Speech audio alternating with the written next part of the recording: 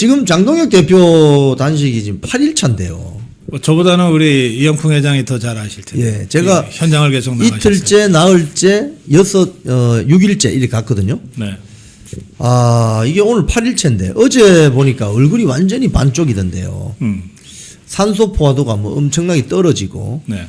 119 어제 왔었는데 의원총회에서 의원들이 좀 이제 병원으로 가시라고 했는데 결국 안 간다. 지금 2일째, 4일째, 6일째. 6일째. 짝수 날만 가셨네요. 예, 그렇습니다. 단식 해본 사람들은 다 하나같이 하는 말이 홀수 날이 힘들대요. 힘들죠. 3일자, 5일자, 7일자. 맞습니다. 근데 이제 특히 3일, 4일째가 힘들어요. 1차 고비가 오고 7일, 8일째가 2차 고비가 오는데 예. 이때가 진짜 힘들거든요. 그러니까 이거는 인간의 생물학적 한계선을 막 넘는 그 시점이라 그래요. 그러니까 오늘이 8일차 아닙니까? 예. 그러니까 어제 7일차, 오늘 8일차가 진짜 힘든 때예요. 예. 이걸 넘었으면 어떻게 되냐면 제가 한 15일 해봤는데요. 옛날 그 감옥에서 할 예. 때입니다. 해봤는데 7, 8일 차를 넘었으니까 이제 진짜 혼미해요. 비몽사몽. 예. 그러니까 뭐 의식이 왔다 갔다 합니다. 하고 뭘 말을 하고 싶은데 이게 단어가 떠오르질 않아요. 뭔가를 짓고 싶은데 이게 손의 근육이 잘 작동이 안 돼요. 아. 예, 그러니까 완전한 그런 이제 무력한 상태가 되거든요. 예. 그런 상태에서는 앉아 있는 게 쉽지 않습니다. 우선 앉을래도 이게 근육을 써야 되잖아요. 예. 예. 그게 쉽지 않고 특히 우리 몸에서 제일 무거운 부분이 머리거든요. 예. 머리를 똑바로 가누고 있기가 쉽지 않습니다. 그러니까 자꾸 이렇게 자꾸 숙이게 돼요. 그러니까 눕게 되죠. 예. 그래서 7, 8일이 지나고 나면 사실은 거의 누워 있게 됩니다. 가끔 화장실 갈 때나 뭐 정말 꼭 일어나지 않으면 안 될 때 간신히 일어나는데 그런 정도밖에는 거동이 안 돼요. 그래서 대개 열흘 넘어가면은 거의 누운 상태로 뭐 보름이다 뭐 이렇게 되는 거죠. 근데 참 의사 선생님들의 말에 따르면은 네. 단식하고 한 이틀 동안은 자기가 먹어왔던 그 탄수화물을 소진시키고 네. 그다음 아까 말씀하신 3일부터 한 5, 6일까지는 네. 지방을 좀 태우고 네, 지방을 태웁니다. 그다음 6, 7일차 지나면 단백질을 태우고 근육 예. 근육이 그러니까 망가지는 거죠. 그렇습니다. 그리고 내부 장기가 이제 손상이 옵니다. 예, 그래서 이게 우리는 눈으로는 외부밖에 못 보잖아요. 예, 예. 얼굴과 수척한 모습, 뭐 발걸음 이런 걸 보는데 안에 내부 장기가 어떻게 되는지, 뇌가 어떻게 되는지는 볼 수는 없잖아요.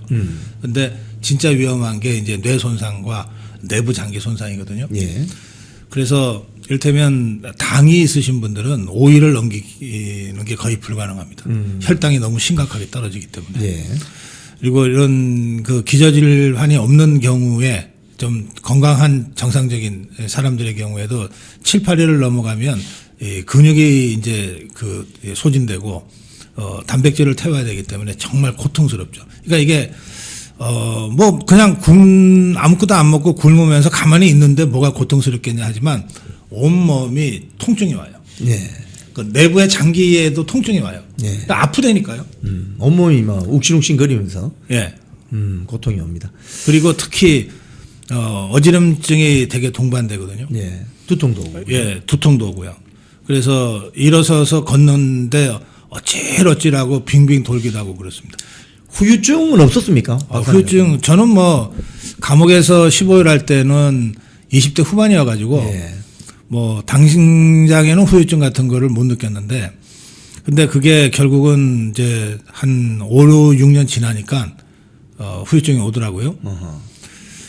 그리고 제가 지난번에 그 탄핵 저지 투쟁을 하면서 맞습니다. 그때 5일 단식하다가 이제 윤석열 대통령이 간곡하게 중단해 달라는 요청을 받고 중단했는데 그때는 단식만 한 게 아니라 생방송을 계속 했거든요. 그 생방송 하시고 행진도 하셨잖아요. 행진도 하고 또 거기가 헌재 앞이어가지고 예. 헌재 앞에 계속 매일 한두 번씩은 그렇죠. 취재도 하고 그랬거든요. 예. 그게 그 굉장히 무리였던 것 같아요. 그래서 단식은 끝났지만 바로 방송에 복귀해서 방송하다가 제가 결국 쓰러졌는데 쓰러지셨죠. 네. 그 후로 이제 후유증이 한 1년 가까이 오고 있어요. 그러니까 전체적으로 좀 기력이 좀 떨어지죠. 그런데 이제 뇌 손상이 오게 되면은 이게 이제 치매가 좀 빨라진다는 그 의료진의 진단도 있고 저 경고도 있어요. 아직 저는 뭐 그런 상태는 아닌 것 같은데 가끔씩 제가 이제 나이가 들어서 자연스러운 현상인지 아니면 단식 후유증인지 모르겠는데 방송을 하다 보면 왜 단어가 생각이 안 날 때. 입속에서 맴도는데 딱 안 떠오를 때가 있잖아요. 맞습니다. 그런 경우들이 있는 걸로 봐서는 뭐 이게 후유증인 것 같기도 하고 그런 생각은 좀 합니다. 사실 그 술을 많이 드시는 분이 네. 그 저희들 뭐 방송 업계에서도 그런 이야기를 합니다만은 네. 술을 많이 마시는 분은 아침 방송을 못 한다. 못하죠. 못합니다. 그 음주 방송인데. 예. 그러니까 이 뇌세포의 기억력을 저장하는 뉴런이라는 세포가 있는데 그게 만약에 산소 포화도가 떨어지면은 기능을 못 하게 되고 거기에서 어떤 구체적인 단어나 이런 게 현출이 안 되는 거죠. 산소 포화도는 뭐냐면 우리가 산소 없으면 바로 죽잖아요. 한 5분 정도 산소 없이 버티다가 죽어요. 이제 우리 몸에 이 혈관에 계속 산소가 공급이 돼야 그렇죠. 이 산소가 그 영양물질을 운반도 하고 그다음에 영양물질과 만나서 이걸 태우잖아요. 태워서 에너지를 만들어내거든요. 그러니까 일반인의 정상적인 산소 포화도가 있어요. 피 속에 산소 농도가 어느 정도는 있어야 되는 거예요. 기준이 있어요. 이 기준보다 떨어지면 정상적으로 공급돼야 될 장기나 뇌 쪽에 산소가 공급이 덜 된다는 거잖아요. 근데 산소를 에너지를 제일 많이 쓰는 곳이 뇌거든요. 그러니까 우리 몸 중에서 에너지를 제일 많이 태워서 쓰는 곳이 뇌인데 산소 포화도가 떨어지면 우선 뇌로 가는 산소가 100개가 가야 되는데 90개밖에 못 간다 이런 거잖아요. 그러면 100개가 가야 되는데 90개밖에 못 가면 뭔가 10개 세포는 이상이 생기는 거죠. 그렇죠. 그러니까 뇌 세포가 죽는 거예요. 그렇죠. 장기도 마찬가지예요. 그래서 산소 포화도는 그 제가 그 저희 어머니가 그 팬데믹 때 그 코로나19에 걸리셔가지고 한 달 가까이 사실 사경을 헤매셨어요. 한 보름간은 격리병동에 또 한 보름간은 중환자실에 계셨는데 그때 제가 제일 많이 들었던 단어가 산소 포화도예요. 이 의사들이 뭐 혈압, 맥박 뭐 이런 거는 우리도 알잖아요. 근데 산소 포화도는 우리는 평소에 몰랐는데 산소 포화도가 떨어지면은 이게 뇌 손상이 나서 뇌사 상태로 갈 위험성이 있다 그래서 그걸 집게 굉장히 조심하게 손가락에 하더라고요. 여기 뭘 찝어가지고 산소 포화도 측정했잖아요. 그래요. 측정 자체는 간단한데 그게 그렇게 그 중요한 바이탈 지표더라고요.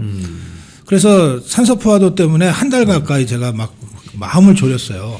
근데 이제 회복되실 때 보니까 산소 포화도가 정상으로 갔다. 이걸 의사들이 제일 반갑게 얘기를 하더라고요. 그러니까 그 정도로 이게 중요한 거거든요. 그러니까 지금 장동혁 대표의 산소 포화도가 정상인의 90% 아래로 떨어졌다는 거거든요. 그럼 이미 뇌나 내부 장기의 손상이 시작됐다는 뜻입니다. 그래서 급하게 이 산소 발생기를 코에 끼우고 지금 버티고 있는 건데 이거는 그러니까 비정상적으로 버티는 거예요. 그러니까 이게 체질에 따라 좀 다른데 한 열흘을 굶어도 산소 포화도는 괜찮다 이런 사람이 있을 수 있어요. 그런데 한 3, 4일 됐는데 산소 포화도가 좀 떨어졌다. 이게 사람 체질이 다 다르니까. 그러면 생각해 보세요. 산소 발생기를 코에 끼고 단식을 한다는 건 이미 그 극한을 넘어서 버렸다는 거잖아요. 그렇죠. 그래서 이제 의사들은 지금 당장 병원으로 이송하지 않으면 큰일 난다 이런 얘기를 저는 뭐 맞다고 생각해요. 의사들의 진단이. 근데 중요한 거는 병원으로 이제 강제 이송이라도 하자는 의견들이 많잖아요. 강제 이송을 한다고 칩시다. 그러면 이제 저도 이제 실려가서 해보니까 제일 먼저 링거 수액을 꽂고 최소한의 기력을 회복시켜야 되니까. 근데 이거 수액 꽂으려고 그러면은 바늘로 여기를 꼽아야 되잖아요. 이 혈관을 찾아가지고. 내가 거부하면 이게 가능하겠어요? 또 어찌어찌해서 뭐 손발을 묶고서 막 강제로 꽂았다 칩시다.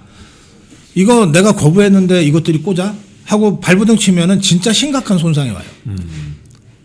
그래서 강제 이송, 강제 후송 얘기를 많이 하지만 그게 절대 그렇게 쉽게 이루어지는 일이 아닙니다.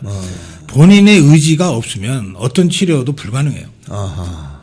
제가 감옥 살 때는 저는 직접 겪지 못했지만 제 바로 옆에 그 동료가 단식을 저랑 같이 시작했는데 좀 일찍 소진이 됐어요. 예. 그러니까 이제 교도소에서 보니까 이 사람 그냥 놔두면은 큰일 날 것 같으니까 강제로 복식을 시키더라고요. 예. 근데 교도소니까 무슨 링거 무슨 이런 거는 별로 준비가 안 돼 있고 하니까 호수를 입에다 넣어 갖고서 강제로 막 미염 같은 거, 미음 있죠. 이런 걸 막 강제로 막 하더라고요. 예. 마치 소한테 물 먹이듯이 예. 그렇게 하더라고요. 그 지금 아주 극한적인 상황인 교도소 상황에서는 그렇게 할 수 있지만 지금 어느 병원이 그렇게 하겠습니까? 그러니까 본인이 내가 좋다, 내가 치료받겠다라고 결심하지 않으면 아무리 강제 이송을 해서 병원에 데려다 놔도 이게 치료가 안 돼요. 예. 그런 상태이기 때문에 결국은 장동혁 대표의 의지와 결단에 기댈 수밖에 없는 상황입니다. 예. 오늘 단식 8일차이기 때문에 저희들도 아주 여기 국회 바로 맞은편에 있기 때문에 예. 예의주시하면서 뭐 긴급 상황 발생하면 바로 한번. 근데 저는 예. 제가 이 상황을 쭉 지켜보면서 장동혁 대표만 보는 게 아니라 우리 국민의힘도 다 보고 있잖아요. 보면 저 한마디로 먼저 얘기 좀 할까요? 야, 국민의힘 저것들 정말 더럽게 싸움할 줄 모른다. 예. 자, 보세요. 자, 장동혁 대표가 총사령관으로 먼저 이 단식투쟁이라는 극한투쟁에 돌입했잖아요. 이거를 막거나 아예 돌입을 못하게 막거나 아니면 돌입을 했지만 뭐 한 일주일 정도 하다가 종료시키려면 지그들끼리 모여서 단식 중단해 주세요라고 장동혁 대표 바지가랑이 붙잡고 늘어져서야 되겠어요? 그래서 중단할 거 처음부터 안 하지. 그게 아니고 장동혁 대표보다 더 세차게 싸워버리면 돼요. 더 대차게 싸워버리면 돼요. 우리가 대신 싸우겠다 그러면 돼요. 그러면 장동혁 대표가 지금과 같은 의료진의 여러 차례의 그 강권, 지금 이송 안 하면 안 된다는 이 강권보다도 더 중요하게 생각하는 것. 예. 우리 국민의힘의 의원들이 이렇게 나 대신 나보다도 더 치열하게 싸우고 있구나. 그러면 내 잠깐 가서 몸 다시 수술이고 와서 다시 나도 합류하겠다. 이게 되는데 예. 아니 이것들이 당대표보다 더 치열하게 싸우는 자가 하나도 없잖아요. 그렇죠. 네. 우리가 대신 싸우겠다는 자들이 하나도 없이 그냥 웅성웅성 모여가지고서 그냥 대표 바지가랑이 붙잡고 제발 중단해 주세요 이러고만 있는 거 아니에요. 네. 아니 그런 상태에서 어떻게 장동혁 대표가 단식을 중단합니까? 뭐 동조 단식 한다는 사람도 김재원 최고위원 한 사람밖에 없었죠. 김재원 최고위원이 어제 이제 그 의사의 강력한 공고를 받고 중단했다고 예. 그러던데 3, 4일째가 힘들기 때문에 뭐 장동혁은 지금 8일째 하고 있는데 무슨 한 4일 하다가 마냐 이렇게 얘기할 문제가 아니에요. 아니죠. 그건 정말 개인 편차가 크기 때문에 저는 4일 단식하다 중단한 것도 매우 훌륭하다고 생각하는데 굉장하죠. 네. 그 김재원 최고위원이 단식 들어갈 때가 기회였어요. 동조 단식 들어갈 때 김재원만 아니라 최고위원 전원이 단식에 왜 못 들어갔냐. 그건 누구나 다 쉽게 생각할 수 있는 거 아니에요? 예. 또 국회의원들이 그때 동조 단식에 들어갔으면 지금 3일자, 4일자 100명 넘는 국회의원이 지금 국회 로텐도홀에서 단식하고 있다. 이거는 전 세계가 정말 깜짝 놀라서 주목할 수 있는 이 사건으로 크게 커지는 거였거든요. 그렇죠. 예. 이것들이 그걸 아무것도 안 했어요. 두 손 놓고 있었죠. 그리고 정 그렇게 굶는 게 겁나면 아니 254개 당협이 있잖아요. 예. 당협에서 하다못해 하루에 한 번씩 돌아가면서라도 무슨 릴레이 단식을 하든지 아니면 피켓팅을 하든지 아니면 비록 날은 춥지만 왜 장동혁 대표가 자기들의 당대표가 지금 이렇게 극한의 목숨을 건 이 단식투쟁에 돌입했는지를 국민들한테 알리는 무슨 피켓팅을 하든지 무슨 전단이라도 만들어서 열심히 나눠주든지 뭔가 움직여야 될 거 아니에요. 아니 당이 이럴 때 움직이지. 그렇죠. 그 어디다 쓰려고 이 당을 저렇게 만들어 놓습니까? 어디다 쓰려고 국회의원 107명이나 배지 달아주고 있어요? 그래서 제가 이 상황을 보면서 야 저것들 정말 못 싸워도 더럽게 못 싸운다. 이런 얘기가 저절로 나온다니까요. 지금 투쟁하는 방식에 있어서 좌파들하고는 상대가 안 되는. 그렇죠. 뭐 싸워봤어야 알지. 참 이 웰빙 배지들의 민낯이 그대로 드러나는 순간입니다. 예. 자, 그런데 이 상황에서도 이 장동혁 대표의 단식으로 우파 진영에서 뭐 예를 들자면 우리공화당의 조원진 대표라든지 네. 자유와 혁신의 황교안 대표라든지 이런 사람들이 속속 네. 와서 뭐 병문안이죠, 일종의. 상태가 어떤지 좀 위로도 하고 이러면서 범우파 진영이 좀 결집하게 되는 계기를 마련하고 있다는 그런 평가가 나오더라고요. 예. 그런 점에서 참 의미가 있는 거 아니겠습니까? 사실 이거 평상시에 장동혁 대표가 황교안 대표랑 만난다. 또는 장동혁 대표가 조원진 대표랑 만난다. 우선 만나는 게 쉽지 않아요. 당내에서 가만히 두겠어요? 일정 잡는 것도 쉽지 않고. 그런데 지금은 그게 뭐 누가 안 된다고 할 수도 없이 그냥 자연스럽게 물 흐르듯이 이렇게 당 대표가 만남을 하잖아요. 네. 그러면 물론 말씀하신 대로 격려 방문이지만 그러나 황교안 장동혁 만나서 그야말로 저 건강 걱정만 하고 헤어졌겠어요. 그래서 명색이 공당의 두 대표가 만났는데 예.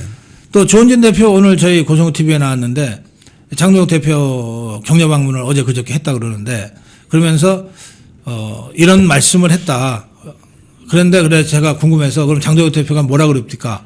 했더니 그 부분은 제가 말씀드리기가 좀 곤란하다. 그러니까 당대표와 당대표가 만나면 그냥 건강 걱정하는 그런 그 인사성 얘기 말고 대표끼리 할 수 있는 이런 얘기들이 있는 거예요. 예. 그러니까 그런 자연스러운 만남이 된 거죠. 근데 이게 말씀드린 대로 평상시 같았으면 만남 자체가 어려웠을 거야. 예. 아니 뭐 그런 당을 왜 만나냐 뭐 이 기회주의자들이 기득권자들이 그렇게 입방아들을 찢지 않았겠어요. 그래서 저는 말씀하신 대로 이건 장동혁 대표의 단식으로 우리 자유파 전체가 결집하고 있고 국민의힘 책임당원 당원들이 결집하고 있을 뿐만 아니라 범 자유파 진영의 재정당 사회단체도 국민의힘 중심으로 결집하게 됐다. 그 점이 장동혁 대표가 노리고 한 건 아니겠지만 결과적으로 우리 자유파 진영 전체에게 큰 그 희망의 씨앗을 뿌리고 있는 것이고 바로 그것 때문에 당 지지율도 올라가지 않습니까? 그렇죠. 당 지지율 올라가죠. 예. 뭐 지지율이 깡패라고들 그러는데 아니 뭐 저것들이 맨날 20%대 박스권 어쩌고 저쩌고 그러면서 장동혁 대표를 공격했잖아요. 예.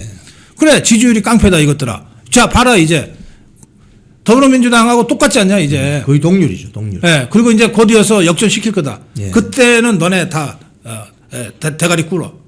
이제 이렇게 얘기해야 될 때가 곧 옵니다. 예. 지금 그 당에서 말이죠. 아까 말씀하신 부분이 좀 있는데 지금 당에서는 그럼 어떻게 같이 싸워줘야 되는 겁니까? 우리 그 국회의원들이 예. 장동혁 대표 단식 투쟁 동안에는 국회 전면 보이콧을 선언했잖아요. 상임위 안 열겠다. 본회의는 당연히 안 열겠다. 돼 있잖아요. 그러면 국회의원들이 국회에서 할 일이 뭐 있어요? 장동혁 대표가 단식하는 로텐도홀에 몇 명의 국회의원이나 지도부는 있어야죠. 그러나 다른 국회의원들은 지금 할 일이 없어요. 송원석이는 오늘 뭐 비상의총을 위해서 뭐 대기하라고 그랬지만 그러나 그전에는 의총도 안 열었잖아요. 안 열었죠. 그러면 바로 전국의 당협위원회 지구당에 가서 자기 지역구에 가서 국민들을 만나고 설명했어야 돼. 일주일간은 그 선전할 수 있는 시간이 있었잖아요. 그렇죠. 네. 장동혁 대표가 왜 단식을 할 수밖에 없는지를 설명해야 될 거 아니에요. 그리고 지역에서 이제 더구나 선거가 지금 다가오고 있는데 가만히 놔둬도 지금 지역 유권자들 만나서 우리 당 지지해 주세요라고 호소하고 다녀야 될 판에 그렇죠. 이게 얼마나 좋은 그 이야기거리입니까? 저 이재명 정복주사파 권력이 얼마나 무도한지도 설명하고 얼마나 그 폐악질을 하는지도 설명을 하고 그래서 정말 어쩔 수 없이 우리 당 대표가 지금 목숨 걸고 단식투쟁에 들어갔다. 요구사항은 이거다. 이런 얘기를 국민들한테 직접 해야 될 거 아니에요. 어느 족벌 언론이 어느 좌파 언론이 이걸 제대로 보도해 줍니까? 우리 자유파 유튜브밖에 없잖아요. 근데 자유파 유튜브 안 보는 자유파 국민들이 많잖아요. 많죠. 그럼 그분들은 장동혁 대표가 단식하는지도 모르고 있는 분들이 계실 거라고요. 왜 할 일이 없습니까? 그런 일들을 해야지. 선전전을 해야 되는데 지금 어제인가요? 그 119 불러야 된다고 예. 하면서 긴급 의총을 열었지 않습니까? 네. 거기에 모인 국회의원이 한 40여 명밖에 안 되더라고요. 네. 그러니까 지금 국회의원, 국민의힘 배치 단 국회의원들조차도 네.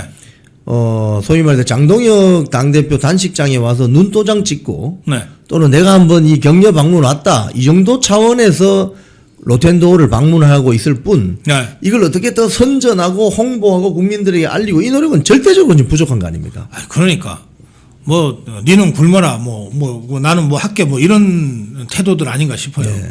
그래서 저는 이 정의용 사무총장이 당의 군기반장 역할을 해야 되잖아요. 예. 그렇다고 뭐 재선에 불과한 사무총장이 뭐 3선 이상 들한테 뭐 이래라 저래라 할 수는 없고 그걸 다 살생부처럼 기록을 해야 돼요. 기록을 해서 공천에 반영하면 돼요. 앞으로 당직 주고 상임위원회 배분할 때 그거 다 반영을 하면 돼요. 그래서 장동혁 대표가 계속해서 얘기했잖아요. 싸우지 않는 자는 배지 떼라. 예. 싸우지 않는 자한테 배지 떼겠다고 하는 것을 그냥 경고성 엄포가 아니라 행동으로 보여주면 돼. 저는 정의용 사무총장이 치밀한 사람이라 그렇게 지금 하고 있을 거라고 생각해요. 그래서 지금 장동혁 대표를 이 와중에도 공격하고 헐뜯는 것들도 있고 온갖 패륜적 막말을 쏟아내는 것들도 국민의힘 안에 있어. 배현진이 같이. 그런 것들은 아예 전 제명해야 된다고 생각해요. 그리고 이 다가오는 총선에서 공천 신청 자격도 박탈해야 된다고 생각해요. 그렇게 이 기준을 세워서 등급에 따라서 불이익을 줘야 됩니다. 신상필벌이라고 하는 게 별겁니까?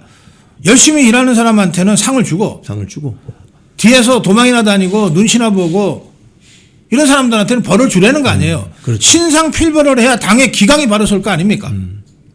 기강이 제대로 안 쓰니까 지것들이 뽑아놓은 대통령을 2번씩이나 배신했잖아요. 기강이 평소에 서 있었으면 그런 짓 못한다고. 그런 짓 못하죠. 예. 그리고 그런 짓이 발생했으면 더 엄하게 기강을 더 세웠어야지. 그러면 한 번으로 끝나지 2번, 3번 이렇게 똑같은 일이 반복되지 않지 않겠습니까? 그 점에서 저는 당의 기강이 완전히 무너졌다고 보는데 당의 기강을 세우는 방법은 유일하게 신상필벌이에요. 지금 열심히 싸우는 사람한테는 상금을 주듯이 상을 주듯이 공천에 특혜를 주고 우선권을 주고 지금도 눈치 보고 이것저것 도망 다니고 뒤에서 뒷담 하나 하고 또 심지어는 당대표 단식에 막말을 하고 패륜적인 발악을 하는 자들에 대해서는 일벌백계의 의지로 불이익을 줘야 돼요. 그러면 그렇게 해서 한번 총선에서 공천에서 심각한 불이익이 발생하면 그다음부터는 감히 그렇게 못합니다. 국민의힘 국회의원들이 107명이 다 단식하는 그 모습을 만들어낼 수는 없을까요? 한번 상상을 해보세요. 그것 자체로 단 1일차, 2일차부터 전 세계 외신이 떠들어댈 수밖에 없어요.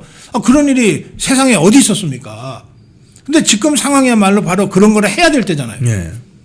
그러니까 저는 장동혁 대표가 자기 발로 병원에 가지는 않을 거라고 생각해요. 예. 쓰러져서 정신을 잃은 상태에서 이송이 돼서 뭐 링거를 꽂게 되면 이제 치료가 시작되는 거니까 다시 재단식하기가 어려워지니까 그렇게 종료가 될 거라고 생각하는데 예. 그렇다고 해서 야 마침내 장동혁 단식 끝났다. 아이고 막 홀가분하다. 이제 계획했던 대로 어디 외유 나가자. 이거는 더 이상 우리가 기대할 수 없는 당이고 저는 장동혁 대표가 그렇게 되면 그 뒤를 이어서 107명의 국회의원이 그러면 이제 우리가 다시 싸우겠다. 이런 각오로 하면 세상을 뒤집어 볼 수 있다니까. 사실 87년 민주화 운동 시기에 네. 저희들 나이 때까지만 해도 YSDJ 김종필 총재 등등 민추협 이런 걸 네. 보면은 그 당시 단식하다가 이 여권 세력과 대화가 잘 돌파구가 마련되지 않고 이랬을 때 집회도 하고 외부에 나와서 국민들에게 호소를 했잖아요. 근데 왜 이 국민의힘 국회의원들은 왜 외부 나서 국민들이 벗어나지 않죠. 이제 지금까지 이제 제일 잘 알려진 단식이 이른바 식사 문제, 야당 정치인의 식사 문제라는 식으로 보도가 됐던 김영삼 단식이에요. 예. YS 단식인데 예. YS 단식은 어떻게 이루어졌냐 하면 이 사람이 당시에 정치활동 금지 상태였거든요. 그러니까 집 밖에 나갈 수가 없었어. 가택연금 상태라서. 그러니까 할 수 있는 게 집에서 바꾸는 거였어요. 그렇죠. 그래서 한 거예요. 만약에 밖에 나가서 뭔가 집회도 하고 시위도 하고 뭐 기자회견도 하고 할 수 있었으면 그 방법을 선택했을 거예요. 예. YS가. 다른 걸 전혀 못하는 상태니까 유일한 방법이 단식이라서 밥을 굶는 거고 그리고 그걸 혼자서 가만히 굶고 있으면 아무 의미가 없잖아요. 그래서 그거를 뭐 마치 그 아들을 통해서 비밀 작전하듯이 어떻게 해서 바깥에 알리게 된 거예요. 그렇게 해서 그게 23일 동안 이어지면서 이제 큰 사건이 됐단 말이에요. 근데 지금은 단식이라는 극단적이고 극한적인 투쟁 수단 말고 그 전에 할 수 있는 수단들이 너무너무 많아요. 너무 많죠. 그것들을 하라는 거야. 장동혁 대표가 당의 대표로서 극한적인 단식 투쟁에 돌입을 했으면 다른 국회의원들과 전 당직자들이 그러면 자기들 선에서 할 수 있는 수많은 투쟁 수단들을 자기에 맞게, 자기 처지에 맞게 선택해서 했으면 되는 거예요. 예. 장애 집회도 하고, 예. 그리고 각 당협에 피켓팅도 하고, 설명회도 하고, 그런 식으로 해서 지금이 특히 겨울이기 때문에 이게 겨울에 이 지역구 의원들은 다 지역 그 유권자들하고 뭐 의정활동 보고회니 뭐니 이런 것들을 할 때거든요. 그렇죠. 아니 그런 것들을 장동혁 대표의 단식 소식을 알리는 수단으로 쓰라는 거예요. 그렇게 해서 전국이 들끓게 만들어야지. 그러니까 그런 데 대한 아무런 계획도 없고 실행도 없고 그래서 우리 자유파가 국민의힘을 저걸 못 믿는 거 아니겠습니까? 그 컨트롤 타워를 만약 하게 되면 누가 해야 됩니까? 최고위원회에서 해야죠. 최고위원회. 그리고 기획은 사무총장에서 해야 되고. 네. 예.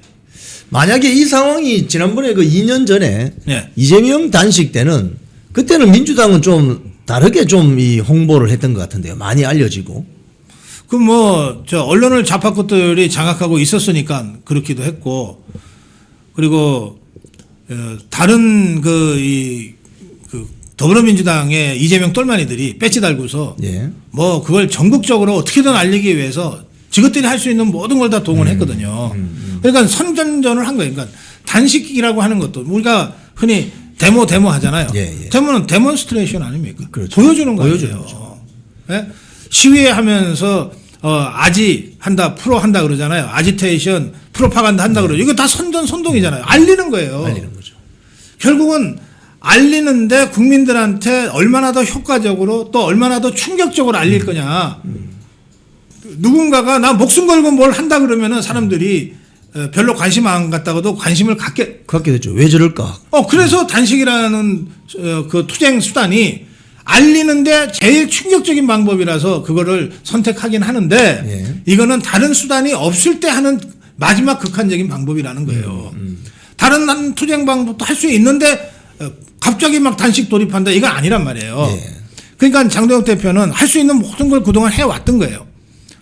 야당 대표로서 이재명 것들한테 계속해서 특검 요구하고 계속해서 활동을 했잖아요. 예. 24시간 필리버스터도 그 일환 중에 하나 그렇죠. 아닙니까? 그렇죠. 그런데도 저것들이 들은 채도 안 하고 그런데도 국민들이 어떤 상황인지를 잘 이해하지 못하는 것 같으니까 가장 극한적인 방법인 단식을 통해서라도 알리겠다고 하는 예. 겁니다. 그러면 당대표가 알리기 위해서 이걸 한다면 그러면 당의 모든 조직이 이걸 알리는 수단이 돼야 되잖아요. 그렇죠. 그걸 하나도 안 하고 있으니까 우리 자유파 유튜버들만 이러고 있는 거죠. 그게 지금 플레이가 안 되는 거 아닙니까? 그죠? 네, 속보가 하나 들어왔습니다. 박근혜 전 대통령께서 장동혁 당대표 단식장을 찾는다고 합니다. 이건 어떤 의미가 있을까요? 지금 제가 이거 어제 좀 예상을 좀 했어요. 예. 그러니까 지금 현장 그림이 나오고 있습니다. 네. 예. 이게 무슨 이 허접한 중진이라는 것들이 이 와중에도 뭐 한동훈이 사과를 하면은 뭐 징계 없이 했으면 좋겠다. 이따위 소리들을 하면서 참. 이 장동혁 대표의 목숨을 건 단식 투쟁의 그 진의를 예. 알릴 노력은 거의 안 했단 말이에요. 예. 그래서 제가 이 시점에 가장 임팩트 있는 사람이 누굴까? 박근혜 대통령이다. 박근혜죠. 저 그렇게 생각했어요. 만났군요. 예. 예, 지금. 그래서 박근혜 대통령이 단식장에 나올 가능성이 있다. 예. 왜? 박근혜 대통령도 사선을 넘은 경험이 있잖아요. 사선을 정말 죽을 고비를 넘겼잖아요. 예. 그리고 저 종북 주사파들하고 투쟁을 해봤고 4년 9개월 동안 저들의 폭압에 감옥살이를 한 사람이잖아요. 예, 예. 그래서 장동혁 대표가 목숨 걸고 정말 진정성을 가지고 투쟁하는 것을 예사롭게 보지 않았을 거다. 그래서 나올 가능성이 있다고 좀 봤어요. 예. 그러니까 오늘 나왔네요. 저 박근혜 대통령이 저기 이제 오셔서 일종 격려 방문을 오신 건데 이건 자유우파 국민들에게 큰 메시지가 될 것 같아요. 큰 울림이죠. 엄청 큰 울림이 될 것 같습니다. 네. 자, 이제 아마 박근혜 대통령도 이 장동혁 대표에 비해서는 나이로도 한참 선배고 뭐 정치적으로도 한참 대선배니까 후배인 장동혁 대표가 이렇게 목숨 걸고 투쟁하는 것에 대해서 우선 격려하면서 예. 건강 걱정을 많이 했을 거예요. 예. 건강 걱정을 많이 하고 충분히 뜻이 알려졌으니 이제 단식을 중단하는 게 어떠냐 이런 얘기를 분명히 했을 겁니다. 예. 그리고 뭐 다른 의원들이 뭐 어쩌고저쩌고 하는 것보다 박근혜 대통령이 단식 중단을 권유하면 장동혁 대표가 그걸 뭐 못 들은 척하거나 매몰차게 거부하거나 하기는 어려울 거예요. 저는 우리가 지금 내용을 전혀 모르잖아요. 예. 저 대화 내용을 전혀 모르지만 박근혜 대통령의 단식 현장 방문으로 장동혁 대표가 단식을 중단할 가능성이 좀 있다. 예. 사실은 저는 그런 관측을 하고 있고 예. 그래서 어제 박근혜 대통령이라도 나와야 될 상황 아니냐 예. 그렇게 예상했던 겁니다. 지금 보니까 현장에서 들어오는 소리가 네. 그 장동혁 대표께서 박근혜 대통령을 만나고 나서 네. 너무 힘들어서 텐트 안에 누우셨는데 네. 이건 조금 전에 그린 같습니다. 네. 누우셨는데 눈물을 흘렸다. 뭐 이런 지금 피눈물 나죠. 솔직히 말해서. 예. 정말 자기 몸을 그냥 갈아놓고 있는 그런 지금 현장인데 네. 이런 거 생각하면 박사님 지금 박근혜 대통령이 탄핵 당할 때 새누리당 내부에 62명이 탄핵에 찬성한 거 아닙니까? 배신자들이. 부역자들. 윤석열 대통령 탄핵시킨 그 친한동훈 계열 네. 배지들도 똑같은 거 아니겠습니까? 똑같죠. 더 사악하죠. 네. 그러니까 이 자들이 지금 마치 이 단식 장동혁 대표의 단식을 한동훈의 그 제명 사태와 연결시키려고 하는 그 의도는 어디에 있는 겁니까? 저것들이 여론전에서 완전히 지금 졌거든요. 예. 한동훈 똘마니들이 예. 여론전에서 완전히 졌어요. 그래서 어떻게든 장동혁이 우뚝 서 있는 한 한동훈은 설 자리가 없어져 버렸어요. 그렇죠. 예. 그러니까 한동훈의 거의 뭐 이제 폐품 처리 직전인 이 한동훈이를 그래도 뭔가 지푸라기라도 붙잡고 살아나게 하려면 장동혁을 비난하고 매도하는 수밖에 없죠. 그래서 한동훈 징계의 후폭풍이 클 것 같으니까 장동혁이 단식으로 이걸 덮으려고 한다. 이런 황당한 음모론까지 이것들이 만들어서 막 유포하고 있거든요. 예. 근데 그것도 안 먹혀요. 그건 이 음모론도 어느 정도 뭐 한두 가지는 팩트가 있어야 되는데 전혀 팩트가 아닌데 지것들의 내피셜로만 그런 음모론을 하니까 안 먹히잖아요. 그러니까 이것들이 전략을 바꿨어. 어제부터 바꿔가지고 한동훈 똘마니들의 이 커뮤니티에는 이제 죽어라. 저주와 악담이 그냥 완전히 뒤덮여 있어요. 뭐 위드훈이 뭐 그런 방에 그런 데서. 그래서 제가 이번에 이 징계는 한동훈 제명만으로는 끝내서는 안 된다. 저 한동훈 똘마니들도 전부 일망타진해 갖고서 전부 척결해야 된다. 그리고 그냥 당에서 쫓아내는 걸로는 안 된다. 수사 의뢰하고 사법 처리해야 된다. 당의 법률위원회라고 하는 게 그런 거 하는 거 아니야. 지금 당 대표가 목숨 걸고 정말 단식 투쟁을 하고 있는데 정말 사선을 넘나들면서 하고 있는데 그 당대표를 향해서 차라리 죽어라. 이런 식의 댓글을 당원이 달았다면 용서할 수 없는 해당 행위를 한 것이고 당원이 아닌 그냥 한동훈 똘마니들이 했다 그러면은 사법 처리로 바로 가져가야 될 문제다. 그렇게 생각해요. 그래서 수사 의뢰해라. 제가 해보니까 되더라고요. 네. 제가 단식 후유증으로 방송 중에 쓰러졌을 때 그때 이 좌파 것들이 댓글로 깨어나지 마라, 뭐 죽어라, 뭐 이런 그 폭언들을 막 퍼붓었어요. 그게 법률적 문제될 것 같은데요. 그래서 그거 다 제가 고소했잖아요. 예. 그래서 그것들 다 지금 수사받고 있어요. 어허. 그리고 그 중에 일부는 진짜 자기가 잘못했다고 반성문 쓰고 저한테 그리고 그 위로금조의 그 변상액을 보내와서 개별적으로 제가 그런 진정성이 인정되는 사과문을 보낸 사람들은 제가 소치하해 주고 있어요. 예. 그렇지 않은 것들은 제가 끝까지 지금 사부처리 가고 있거든요. 예, 예. 저 혼자서도 그게 되더라고요. 아하. 그러니까 당의 법률위원회가 또 당무위원회가 윤리위원회가 뭐 하고 있는 겁니까? 그런 것들을 바로 잡아가지고서 수사 의뢰하고 당에서 당원이 확인이 되면 바로 전격적으로 제명 처리하고 다 해야죠. 그렇게 해서 바깥에 밀어내버려야 돼요. 예. 이것들이 계속 안에 있으니까 안에 내분, 안에 분란, 당의 분란, 당의 내용이라고 저것들이 써 제끼잖아요. 예, 예. 바깥으로 쫓아내면 이준석이가 당 밖으로 쫓겨나가니까 저것이 밖에서 아무리 떠들어도 뉴스가 안 되잖아요. 그렇죠. 예. 그런 식으로 빨리 만들어야 된다는 거예요. 지금 그 한지아 같은 경우는 예. 어제 그 한덕수 전 총리에 대해서 23년 황당하기 짝이 없는 1심 선고가 났는데 그 이후에 윤석열 대통령을 제명해야 된다. 지금 지난 대선 과정에서 윤석열 대통령이 김문수 후보의 당선을 위해서라면 뭐든지 하겠다. 나를 밟고 가라. 그러면서 자발적으로 자진 탈당을 했어요. 예. 탈당한 지 벌써 한 7, 8개월 지나요. 그렇죠. 탈당했잖아요. 그런데 이것이 갑자기 제명해야 된다는 거예요. 자진 탈당, 7, 8개월 전에 자진 탈당한 대통령을 다시 제명해야 된다는 거예요. 탈당은 다시 복당이 상대적으로 쉬운데 예. 제명을 해놓으면은 복당 자체가 거의 불가능할 정도로 힘들다는 그거를 이용해가지고 예. 제명하자는 거예요. 그러니까 죽은 사람을 한 번 더 죽이겠다는 거예요. 이게 윤석열 대통령이 정말 피눈물을 흘리면서 자진 탈당하지 않았습니까? 예. 김문수의 당선을 위해서. 예. 그때 정치적으로 스스로 말하자면 사망 선고를 자신한테 스스로 내린 거거든요. 그렇죠. 정치적으로는 이거를 한 번 더 죽이겠다는 거 아닙니까? 그러니까 그럴 정도로 저것들이 폐륜적인 자들이에요. 그래서 용서할 수 없다. 그런데 저게 비례대표니까 당에서 제명하면은 국회의원직을 유지해요. 그래서 제명하면 안 되고 이 경우에는 당원권 정지 3년 때려놔야 돼요. 3년 동안 아무것도 못하게.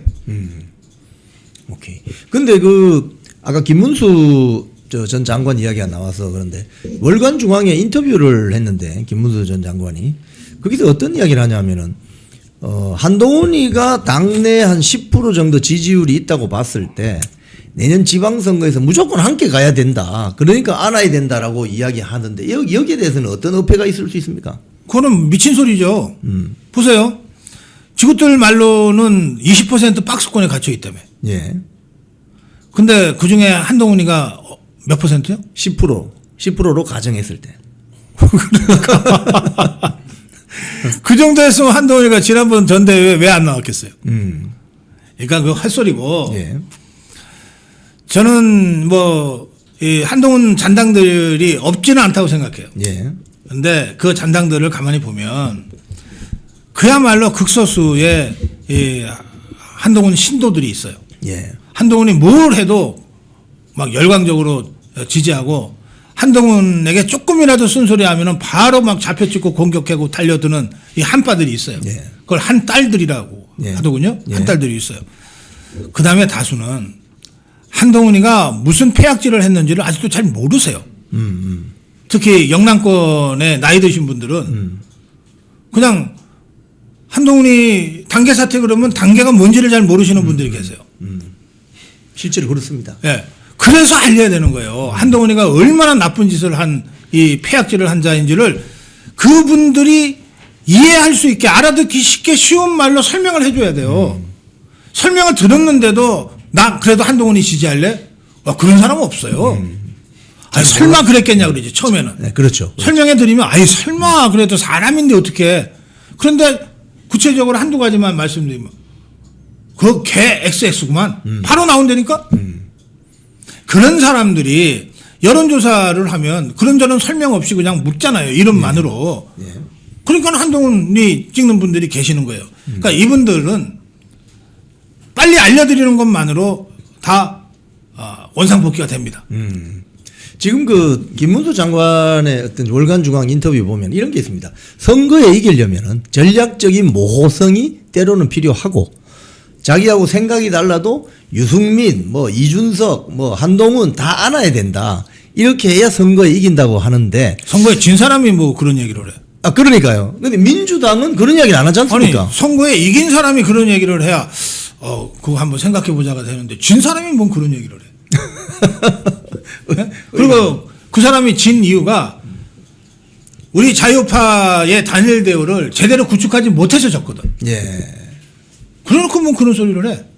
더구나 전략적 모호성이요. 아니 한독수하고 단일화도 자기가 스스로 들고 차버렸잖아요. 예. 전략적 모호성 얘기하고 뭐 누구도 안아야 돼, 누구도 안아야 돼 하면 한독수를 안았어야지 지난 대선 때. 그렇지 않습니까? 그렇죠. 한독수를 발로 걷어찬 게 누굽니까? 그래놓고 뭘 이제 와서 그런 엉뚱한 소리를 해요. 뭐 제가 김문수의 발언에 대해서 뭐 구체적으로 이렇다 저렇다고 논평할 생각도 제가 없습니다만 예. 저는 뭐 질문하시니까 예. 좀 자기 처지와 주제와 자신이 어떤 그 행보를 보였는지에 대한 조그만의 성찰도 있다면 그런 소리 못합니다 지금. 자 그러면 지금부터 예를 들자면 아니 다 떠나서 예. 어쨌든 작년 대선에서 자유파 후보로 나가서 기반도 하나 없는 사람이 41% 이상의 지지를 얻었음에도 불구하고 선거에서 져가지고 지금의 이 흉폭하고 사악한 이재명 정권이 들어서게 만든 사람 아니에요. 예. 적어도 앞으로 한 2, 3년간은 반성하고 있어야지. 국민들 만날 때마다 머리 쳐들고 다닐 게 아니라 제가 이 흉폭한 이재명 정권이 들어서는데 제가 막지 못했습니다, 여러분. 제가 죄인입니다. 이러고 다녀야지. 참 이거 지금 그 이제 이런 상황이 되면 오늘 8일차니까 장동혁 대표가 쓰러질 수도 있거든요. 네. 이제 완전히 그 정신이 혼미해져 가지고. 저는 박근혜 대통령의 단식장 방문이 상당히 중요한 어떤 전환점이 될 거라고 생각해요. 조금 더 지켜보시죠. 예. 그리고 박근혜 대통령이 거의 외부 행사도 안 하고 그리고 외부 인사도 만나질 않습니다. 그렇죠. 예. 그런 상태에서 지금 뭐 서울에 사는 것도 아니잖아요. 예. 저 대구 달성군에서 오늘 여기 오려면은 며칠 전부터 계획하고 교통표 마련하고 그리고 하루 시간 내서 온 거 아닙니까? 예. 그러니까 그냥 오지 않았을 거예요. 예. 뭔가 장동혁 대표에게 정말 중요한 메시지를 갖고 왔을 거라고 저 생각해요. 예. 그러니까 저는 오늘 상황은 조금 지켜볼 필요가 있다. 그렇게 봅니다. 자, 그러면 지금부터는 예를 들자면 우리 박사님 예측하신 대로 박근혜 대통령께서 우리 장 대표 지금 이 순간에 이렇게 좀 해줬으면 좋겠다. 어떤 메시지를 던지고 가셨을 것 같은데요. 네. 지금부터 뭐 송원석 원내대표나 또는 최고위원회 멤버들이 어떻게 해야 되겠습니까? 장동혁 대표의 뜻을 잘 살펴서 또 장동혁 대표의 그 지시를 잘 따라서 일사불란하게 하면 돼요. 일사불란하게. 괜히 무슨 송원석이가 지가 뭐라고 의총 따로 열어가지고서 뭐 의견 수렴하고 그래갖고 고작 나온 결론이 119. 장동혁 대표 바지가랑이 붙잡고 119를 부르는 거 아니에요. 이거 쪽팔리는 얘기지. 예? 그러니까 그런 짓 하지 말고 그냥 지금의 이 최고사령관 그리고 최전선의 맨 앞에 서 있는 사람이 장동혁 대표 아니에요. 네. 장동혁 대표의 생각대로 그냥 움직이면 돼. 그리고 딴소리 하는 것들을 차단하면 돼. 그렇죠. 딴소리 하는 것들 차단하면 된다니까. 네, 지금 싸우자고 하는데 예. 도망가려고 생각하면 안 되잖아요. 예. 그리고 지금 이 장동혁 대표의 8.1차 단식 이 사건이면 사건인데 네. 지금 이재명과 정청래 민주당 세력에는 어떤 위기감을 줄 수 있겠습니까? 자, 보세요. 저들이 아주 교활한 자들이라서 예. 장동혁 대표가 저거 진짜 물만 먹고 하는지 저거 물하고 소금만 먹고 하는지 다 지금 봤을 거예요. 그렇죠. 근데 진짜 그러잖아요. 진짜죠. 근데 정청래나 이재명이나 그렇게 단식한 적이 없을 거 아니에요. 지것들 딴에는 뭐 20일을 했니 20 며칠을 했니 그러는데 예. 지것들이 한 단식은 지것들은 알 거 아니야. 알죠. 아 그러면 첫 번째 드는 생각, 야 장동혁이 저거는 나하고 다르네. 저거는 진짜 하는 것 같네. 이렇게 생각할 거 아니에요. 그렇죠. 네. 가짜가 제일 무서워하는 게 진짜예요. 그렇죠. 그렇죠. 네. 짝퉁이 제일 무서워하는 게 진품이라니까. 오리지널이죠. 네, 진품이 딱 나타났어. 저것도 완전 쫄아있을 거예요. 지금 어제 뭐 기자회견 하는데도 보니까 이재명 같은 경우에 뭐 영수회담은 안 되고 여야 대표끼리 만나라 이런 식으로 만남을 약간 회피하는 듯한 발언을 하던데요. 아니죠. 이재명은 계속 도망 다니죠, 지금. 지가 윤석열 대통령을 향해서 야당 대표로서 압박하고 온갖 협박까지 했잖아요. 예, 예. 그래서 결국은 1대1 영수회담을 이 언론들의 힘을 받아가지고서 강행했잖아요. 예. 그래서 만나자마자 15분 동안 지 혼자서 써갖고 간 거 읽고 그걸 영수회담이라고 치고 언론 프레이까지 했잖아요. 그렇죠. 그랬던 자가 그 말을 하고 있는 거거든요. 예. 지금 홍익표 같은 저 신임 정무수석, 청와대 정무수석은 아니 저거는 정무수석 자격도 없어요. 여야 간에 이거 원활하게 해주는 역할인데 저건 뭐 자격도 없는 것 같은데요. 자격도 없어요. 그러니까 이재명이가 예. 장동혁이 단식 가지 말라고 지시했을지 모르겠어요. 혹시 그럴 수도 있겠네요. 정무수석은 대통령의 복심이에요. 예, 예. 대통령이 하라 그러면 하고 하지 말라 그러면 안 하는 게 원래 정무수석 자리예요. 예. 그러니까 저것이 로텐더홀 그 본관 정문으로 올라가면은 로텐더홀이 바로 나오잖아요. 이거를 장동혁 대표 단식 현장과 맞부딪히지 않으려고 일부러 옆문으로 갔다는 거거든요. 아, 그렇군요. 그러니까 어쩌다가 그냥 지나친 게 아니라 일부러 피한 거예요. 피한 거네요. 그럼 예. 일부러 피했다면 이재명의 지시가 있었을 가능성이 매우 높다고 그렇죠. 저는 의심하는 거거든요. 그렇죠. 그러면 정무수석이라고 하는 자는 이 국회와의 대화 소통을 주로 하는 거거든요. 특히 야당과는 다른 파트가 야당과 접촉할 일이 별로 없잖아요. 그렇죠. 없죠. 그러니까 정무수석은 여당 대표 만나는 것보다 야당 대표 만나는 걸 더 자주 해야 돼요. 맞습니다. 예. 그 이자가 국회 와서 정상적인 정무수석이라면 무조건 임명받은 그날 장동혁 대표 단식장에 찾아와서 인사하면서 만류하고 이제 중단해 주십시오. 제가 대표님 뜻은 제가 대통령께 가감없이 전달하겠습니다. 이러고 시작했어야 돼. 이자가 아니 국회까지 왔는데 일부러 장동혁 대표를 피해가지고 연문으로 가서 정청래만 만나고 갔다. 이건 정무수석 할 자격이 전혀 없다는 뜻이에요. 전혀 없다는 뜻이죠. 그런 것한테 뭘 더 기대합니까? 예. 자, 요거 좀 다른 이야기 좀 하겠습니다. 어제 이진관 재판부가 네. 한덕수 전 총리에 대해서 검찰의 구형량보다 훨씬 높은 23년 선고라고 법정 구속해버렸는데 현직 전현직 총리를 법정 구속한 건 처음이라고 하잖아요. 예. 이거 어떻게 보십니까? 이 개별 사건에 대한 이 평가 분석은 지금 속보가 나왔네요. 제가 예상한 대로 인것 같습니다. 네, 네. 박근혜 대통령이 단식 멈추라고 했고 네. 장동혁 대표가 오늘 중으로라고 답을 했다는 속보거든요. 그렇군요. 네. 제가 한번 기사를 한번 띄워주세요. 네. 한번 띄워주시면은 보면서 이야기를 좀 하겠습니다. 우리 박사님 예측하신 대로 박근혜 대통령께서 단식을 조금 중단해주면 좋겠다. 장동혁 대표가 그렇게 하겠다. 이렇게 응답했다고 합니다. 네. 저건 어떤 박근혜 대통령의 메시지이기도 하지만 또 장동혁 대표가 그렇게 응답한 것도 상당히 서로 간에 의미가 있겠군요. 이 박근혜 대통령은 저는 그 87년 이후에 예. 말하자면 이제 대통령 직선제 이후에 출연한 정치 지도자 중에 예. 가장 대중 정치인으로서의 그 모든 것을 갖춘 정치인이었다고 저는 생각해요. 예. 그런데 대중 정치인의 대중 정치인이 되려면 쉽게 말해서 대중 정치인이 되려면 민심을 정확하게 읽어내야 돼요. 예. 민심을 정확하게 읽어내고 그거를 타임리하게, 그러니까 민심을 읽어낸 민심을 그 정확한 시점에 그걸 표할 수 있어야 돼요. 그러니까 지금 박근혜 대통령이 그냥 저 달성군에 아무것도 안 하고 있지만 민심은 누구보다도 지금 잘 읽고 있는 것 같아요. 그 우리 자유파 국민의 민심, 장동혁의 뜻을 알겠다. 그런데 너무 위험하지 않냐? 이제는 좀 중단해달라. 이거 아닙니까? 그 민심을 대통령이 전한 거거든요. 그러니까 박근혜 대통령의 개인적인 생각도 있겠지만 그 민심을 가지고 장동혁 대표한테 얘기를 한 겁니다.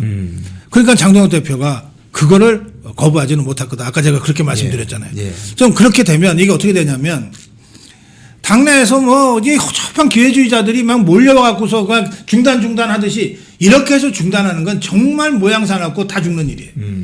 그런데 우리 자유파 진영에 지금은 정치는 안 하지만 사실은 최고의 원로 아닙니까? 예.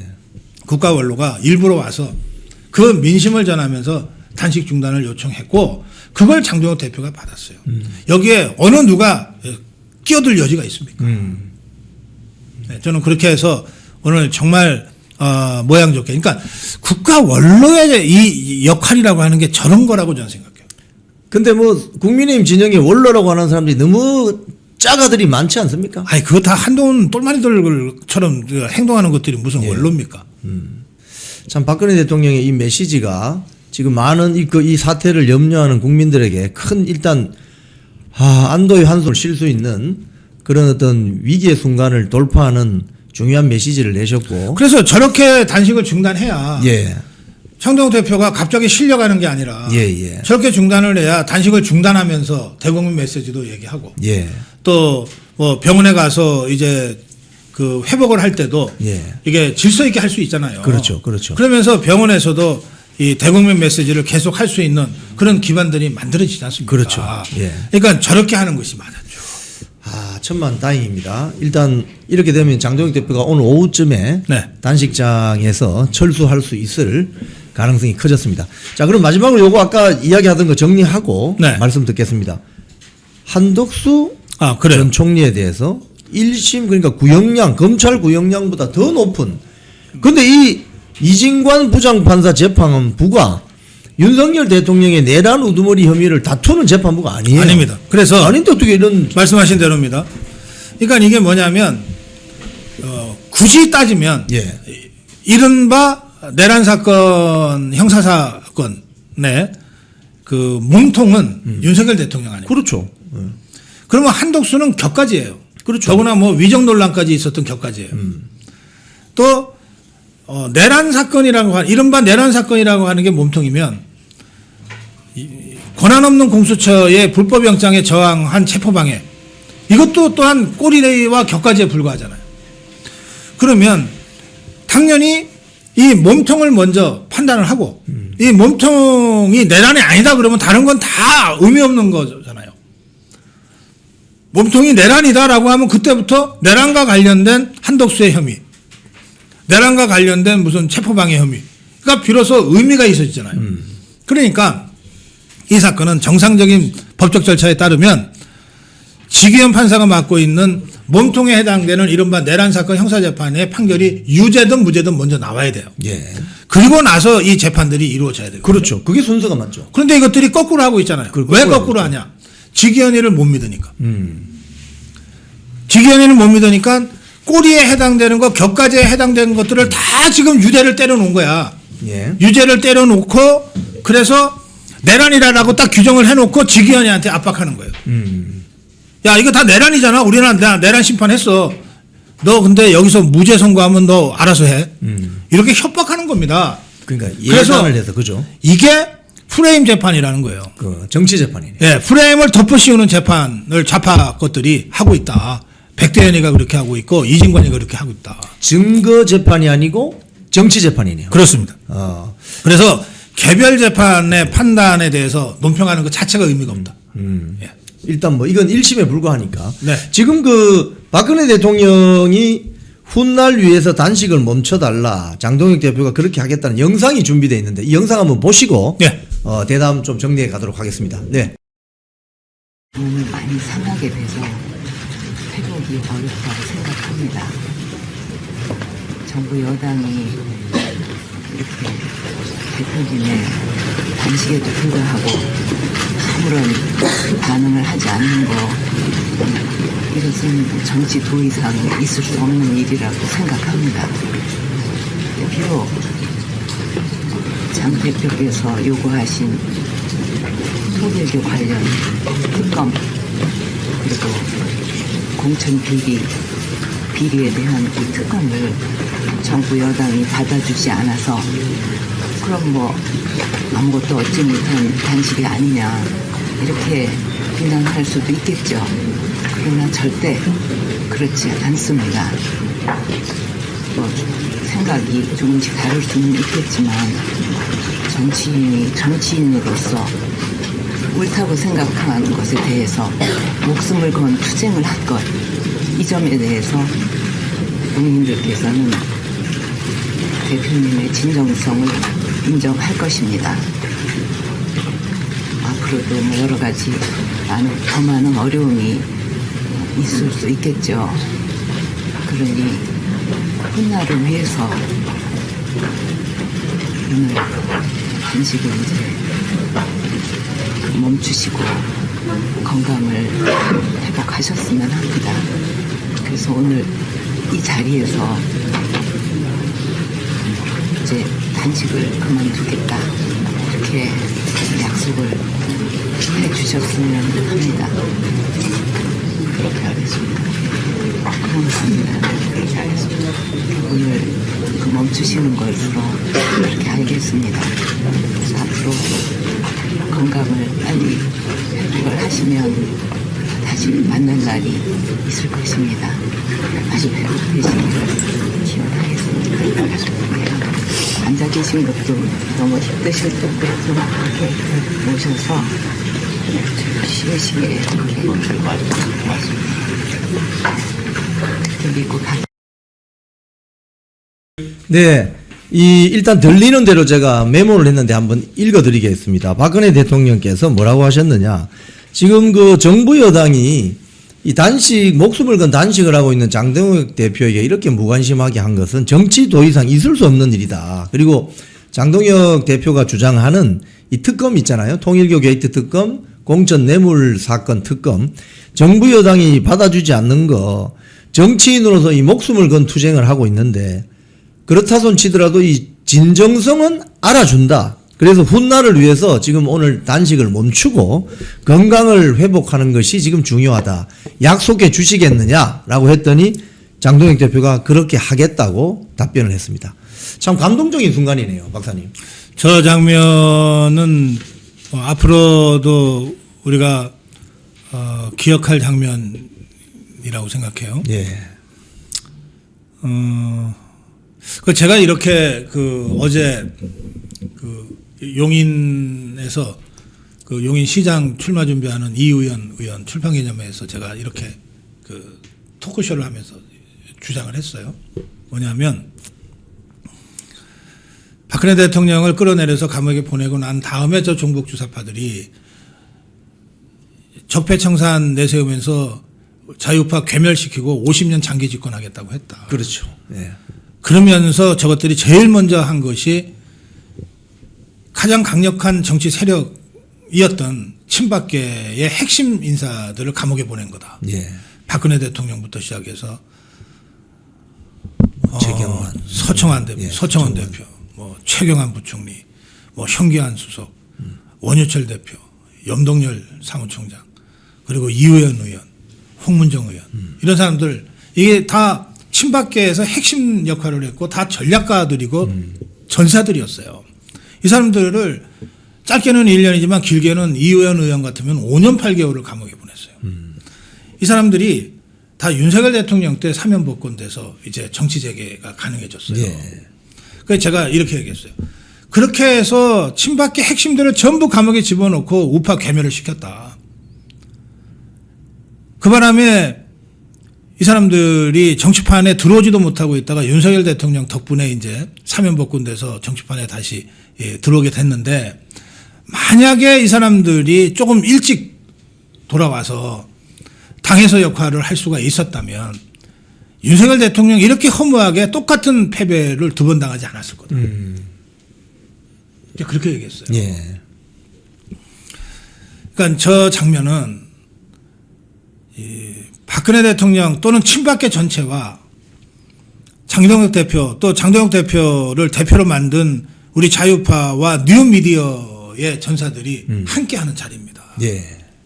이게 그동안 우리가 윤 어게인만 얘기했지 이 박근혜 어게인은 사실은 얘기를 못했어요. 예. 그러나 억울하기로 따지면 윤석열 대통령 못지않게 억울한 분이 박근혜 대통령 맞습니다. 아니었습니까? 예. 그래서 박근혜 대통령과 장동혁 대표의 만남은 바로 그런 이 자유파 진영이 시대를 넘어서 10년의 세월을 훌쩍 건너뛰어서 역사적으로 다시 만나는 그런 의미가 정치적으로 있다고 생각해요. 그것의 상징적인 장면이다. 예. 그런 의미에서 저는 오늘 박근혜 대통령이 전혀 정치판에 얼굴을 내밀지 않고 있다가 마침내 몸을 일으켰다. 그리고 그것을 장동혁 대표가 진정성을 갖고 받아줬다. 지금 장동혁 대표 기자회견을 하고 있는 모습입니다. 예. 기자회견을 하면서 단식을 정리할 것 같습니다. 지금 국민의힘 TV에 지금 장동혁 대표가 나와서 기자회견을 하고 있습니다.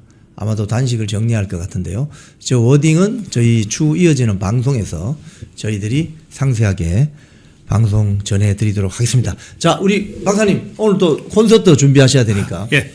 오늘 콘서트는 오후 3시에 2호선 서울 2호선 전철역 서초역에서 도보 2분 거리인 흰물결 아트센터에서 오후 3시부터 있습니다. 저도 참석을 할 예정입니다. 우리 박사님 마지막으로 한 말씀 부탁드리겠습니다. 사실 장동혁 대표가 쓰러질 때까지 단식을 할 거라고 생각을 했고요. 제가 어제는 사실 박근혜 대통령이 나와줬으면 좋겠다. 나올 것 같다 이렇게 생각은 했지만 제가 입 밖으로 내지는 못했습니다. 일종의 청기누설 같기도 해서. 그래서 오늘 아침에 저희 스태프들이 그러더라고요.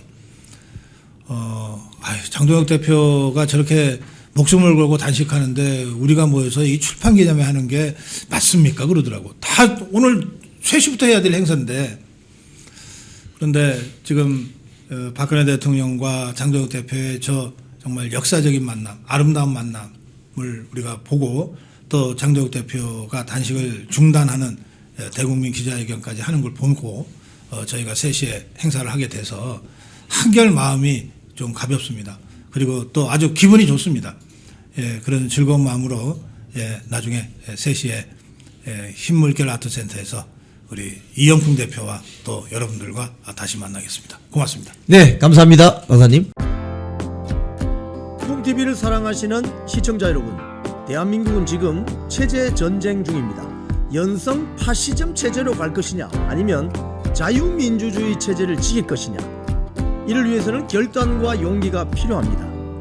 국민의힘 장동혁 지도부가 흔들리고 있습니다. 당 안팎에서 많이 흔들어댑니다. 당의 중진이라는 정치 원로 그룹들이 장동혁 체제를 마구 흔들어댑니다. 이건 박근혜 대통령 탄핵 이후 바른정당 세력과 함께해라는 신호이기도 합니다. 이렇게 되면 국민의힘 자유민주주의 우파 정당은 역사의 뒤안길로 퇴행할 수밖에 없는 위기를 맞을 수 있습니다. 민주당의 정보통신망법이 통과되어서 오는 7월부터 시행이 됩니다. 이렇게 되면 언론 자유 훼손은 물론이고 자유우파 유튜버들의 산업 생태계에 심각한 지장이 예상됩니다. 여러분, 어떻게 해야 되겠습니까?